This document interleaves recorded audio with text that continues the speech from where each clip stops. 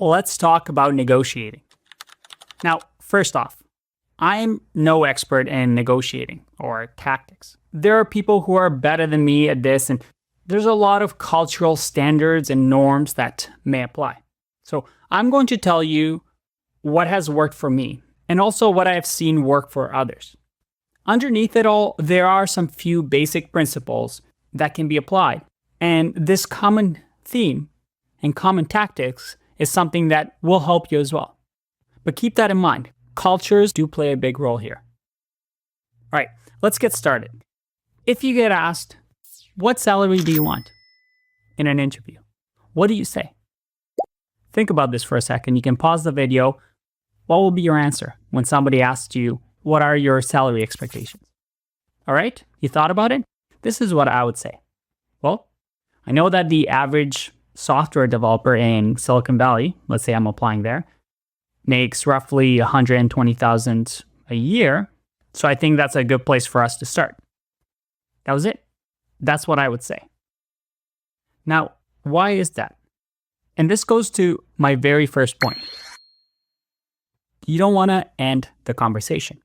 You see what I did here? I didn't actually answer their question and say, well, I want $90,000 per year. All I did was do something called anchoring, where I tell them this is where we want our conversation to start.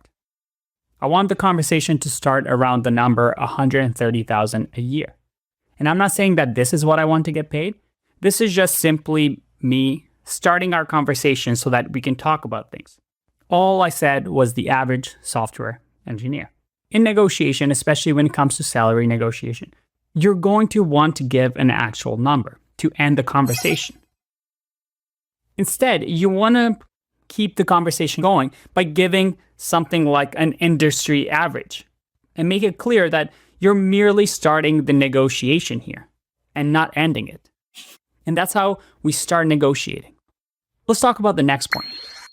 We want to give reason for everything because we all know the problem with negotiating, right? If you say you want more salary or more vacation time, we kind of sound greedy. We don't want to sound greedy and that we're money hungry and that all we do is care about these numbers and ourselves. As we know, nobody really likes greedy people, right? As a matter of fact, this is the main reason people don't negotiate. They just don't want to offend people and seem mean and hungry just for money. Instead, you want to give a reason for everything. For example, if somebody gives you an offer, and this is something that we'll talk in later on videos, it says, hey, we're going to offer you $80,000 a year. What do you think? Are you in or are you out? Instead of saying, well, no, I need more time, maybe you could say something along the lines of, well, thank you very much for this offer. It's very generous and I'm very excited potentially working with your company. However, this is a big family decision and I'm looking to work at a company for many years. So I would like to discuss this with my wife or my partner and have some time to make sure that this is something we are both comfortable with. And you see what I did here? I just asked for more time or to not give an answer right away, perhaps over the phone, and instead speak to my partner. And all I did was give reason why I'm doing things. I'm not being selfish.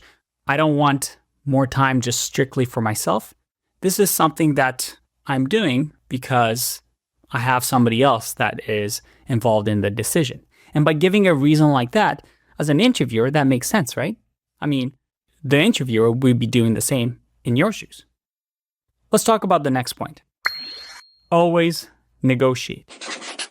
I cannot emphasize this enough. See, negotiation is quite difficult and it is uncomfortable for most people. Actually, I've never met somebody that just loves negotiating. Maybe one or two. But negotiating is very tricky because it is very different between social dynamics and cultures and demographics. Appropriate advice for somebody in North America who's a white male may be different than somebody in a completely different location. There are so many factors at play here, and you know your culture best. But at the same time, don't use that as a reason to not negotiate. Being able to negotiate is present in all cultures. And you got to keep that in mind. You're never going to damage a relationship or have an offer revoked just by negotiating.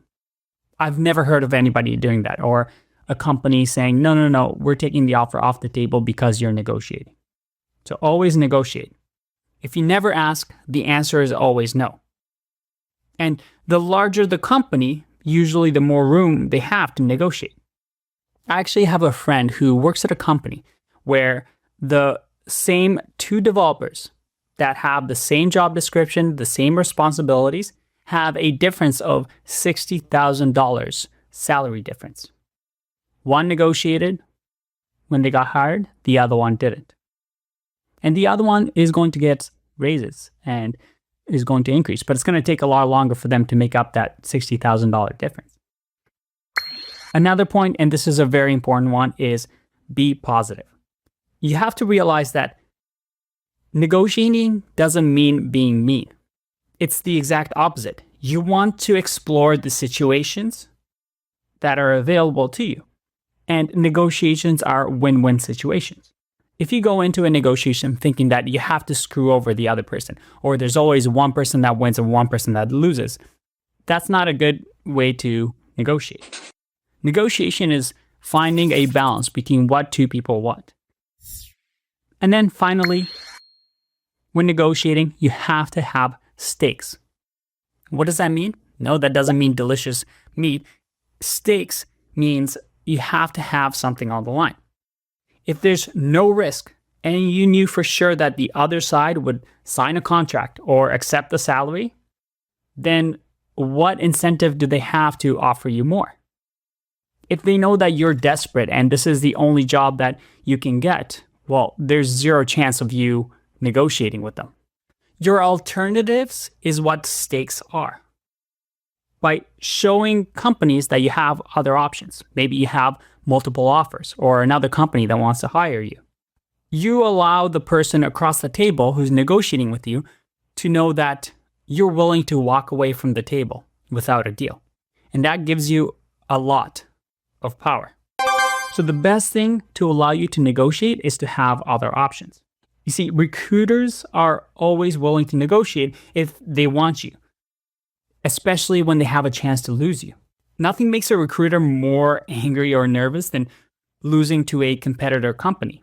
And that's why you'll see people that have job offers from a big company like Amazon or Google that are able to get hired really easily at other companies like Microsoft, because those companies are competing with each other for some of the top developers or engineers. And if one wants a candidate, it means it's good enough for the other.